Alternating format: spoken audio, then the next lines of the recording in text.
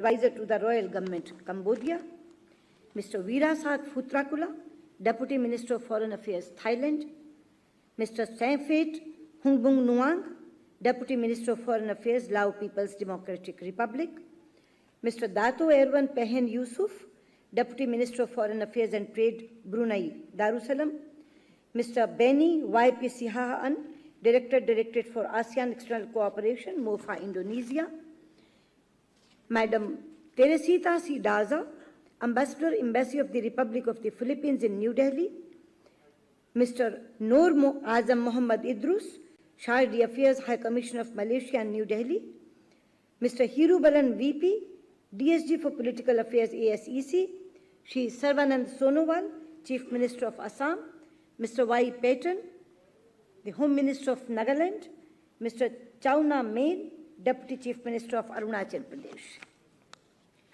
It gives me great pleasure to welcome you all today to the 9th edition of the Delhi Dialogue. The presence of so many ministers, senior officials and leaders from ASEAN countries, and our Chief Minister from Assam, Home Minister from Nagaland, and Deputy Chief Minister from Arunachal is a tribute to ASEAN-India relations. It signifies the importance we all attach to this relationship. Over the years, the Delhi Dialogue has emerged as India's foremost ASEAN-centered Track 1.5 forum. Policymakers, eminent academicians, think tanks, and the business community of India and ASEAN member states have used this platform to share their views to deepen and develop our unique relationship. This forum has yielded rich dividend of ideas for us. This year's Delhi Dialogue holds a special significance for us as we celebrate 50 years of ASEAN and 25 years of ASEAN-India relationship. Our discussions over the next 2 days therefore take on a special relevance, for it provides us an opportunity to reflect on our past as well as to focus on better harnessing the immense potential for our regional cooperation and bringing stability, peace and prosperity to our people. ASEAN and India are natural partners that share geographical, historical, and civilizational ties. The cultural highway that linked the rivers Ganga, Brahmaputra, Meghna, Irrawaddy, and Mekong, and those who dwelt on their banks enriched our shared civilizational ethos in a two-way process. It is important to note that this interlinking happened without any conquest or colonization. I emphatically repeat it, that this intermingling happened without any conquest or colonization. Friends, the ancient Hindu epics of Ramayana and Mahabharata are embedded in the cultural matrix of Southeast Asia.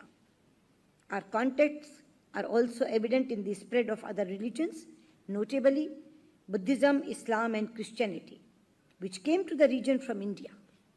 Ancient trade routes have linked India with Myanmar, Thailand, Cambodia, Vietnam, and Indonesia. The close ethnic and cultural links between the northeastern states of India with Southeast Asia are still alive.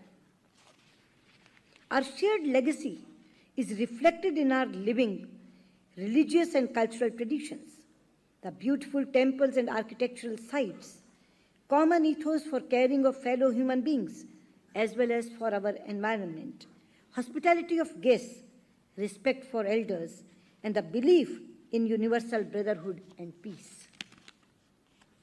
We recognize that our economic progress and well-being is intimately linked to the growth and prosperity of the entire Asian continent, especially of our friends in ASEAN, with whom we share both maritime and land borders. It is a partnership based on a shared heritage, a pragmatic appraisal of economic growth and prosperity, and peace and stability. Since the commencement of the dialogue relationship with ASEAN in 1992, the potential of this partnership has grown commensurate to the increase in our collective capacities, our growing economic integration, and the ongoing evolution of the political and security architecture in South and East Asia. The upgradation of the ASEAN-India relationship into a strategic partnership in 2012 was a natural progression in this relationship. Ever since our government assumed office in 2014, we have enhanced our engagement in Southeast Asia.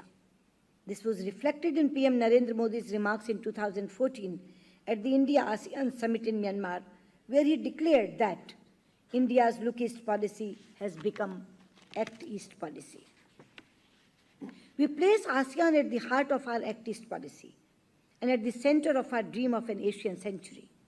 There is a special emphasis on India-ASEAN cooperation in our domestic agenda on infrastructure, manufacturing, trade, skills, urban renewal, smart cities, and Make in India programs, particularly as they manifest in the northeastern region of our country, which we envisage as a land bridge connecting us with the larger ASEAN region. Excellencies, ladies and gentlemen, the future focus areas of cooperation between ASEAN member states and India can thus be described in terms of 3 C's: commerce, connectivity, and culture. This triumvirate, of course, rests on the platform of stability and security. India and ASEAN share a common geographical space where we face common traditional and non-traditional security challenges.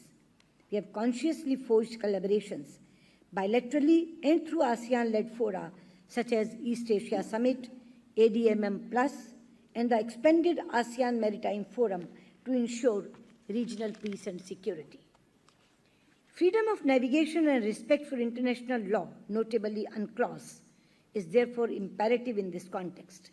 Equally, we remain committed with ASEAN to enhance our maritime cooperation, to realize the full potential of our ocean economy.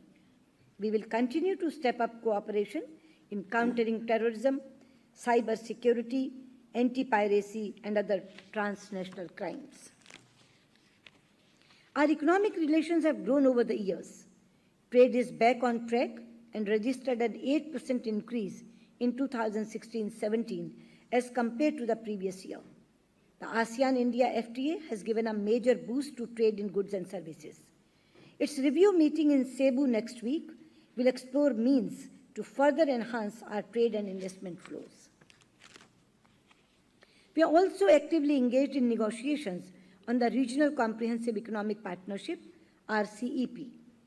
We look forward to a positive outcome of the next round of negotiations that will commence in Hyderabad later this month.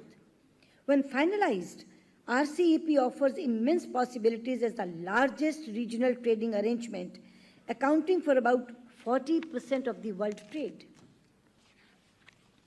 In order to improve market access, a project development fund has been created to facilitate Indian companies to set up businesses and investments in the CLMV countries.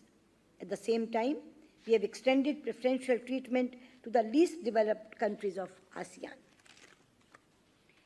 Connectivity between India and ASEAN and within ASEAN is a core focus area for us. Development of infrastructure to enhance connectivity, both within India and in the northeastern region of India in particular, and extension of these connectivity linkages into ASEAN is a priority for us. We are making substantial progress on all fronts to enhance physical and digital connectivity. These corridors of connectivity can be transferred into corridors of economic cooperation. We expect to see substantial progress in this area as part of our Act East policy. Excellencies, ladies and gentlemen, the economic and geopolitical center of gravity of the world is shifting towards our region. India and ASEAN represent a combined population of 1.85 billion.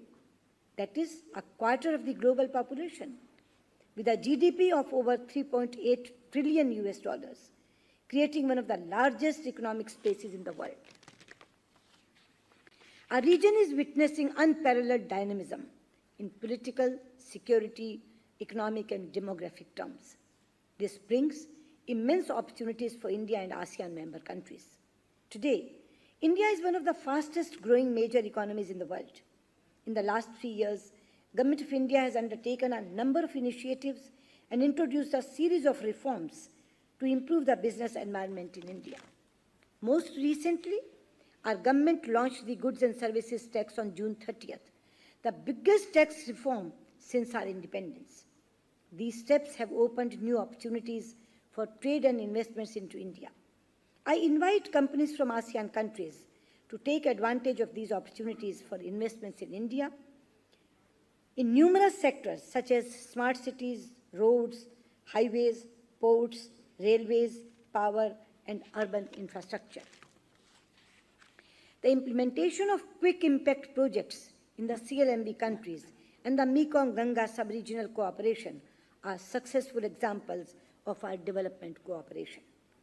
While we have together executed several other projects under the ASEAN-India Fund, ASEAN Green Fund, and ASEAN-India Science and Technology Development Fund, there is scope for doing much better. Today's Delhi Dialogue provides us an opportunity to consider changing the narrative for better utilization of these funds. To celebrate this partnership, we have planned a number of activities to commemorate our Silver Jubilee. One-year-long celebrations are being held under the theme, Shared Values, Common Destiny. It will culminate in a commemorative summit in New Delhi, when our leaders will reflect on our achievements and define the future roadmap. Our cooperation includes exchange programs, capacity building, training programs, establishing formal and informal networks, cultural exchanges, and celebration of our cultural affinities. Last week, we hosted a segment on ASEAN during the Textiles India 2017 in Gandhinagar to showcase the immense possibilities of building regional value chains in the textiles and apparel sector. I am delighted that very shortly we will launch the India-ASEAN Women Business Forum, which will establish our women entrepreneurs and professionals, thereby facilitating regular engagement and contribution of women leaders in enhancing trade and investments. An important component of our celebrations will be to connect the youth of our region. They are the future leaders and hold the key to our relationship in the years to come. We have planned a youth summit in Bhopal in August to bring our young leaders together. The first ever India-ASEAN Band Festival and an artists' retreat are also planned to build cultural connections among the younger generation. Other projects include a regional diaspora meeting in Singapore, a car rally, a sailing expedition, cultural events, conferences, and seminars. Excellencies, ladies and gentlemen, our national poet, Gurudev Rabindranath Tagore, while visiting the region in 1927, was so touched by our cultural affinities that he spoke about journeys by our ancestors that resulted in the two lands becoming companion souls. Citing the tragic divide created by foreign rule, he urged a renewal of age-old ties, urging, I am quoting, that old that has been lost to be regained and made new. Today, as ASEAN and India stand at the dawn of a new era, time has come perhaps to reclaim our past heritage. The rationale for a strong ASEAN-India strategic partnership is clearer than ever. This makes it incumbent on us to delineate precisely the contours of our relationship in the coming years. The theme for the 9th Delhi Dialogue, charting the course for India-ASEAN relations for the next 25 years, therefore, is very, very apt.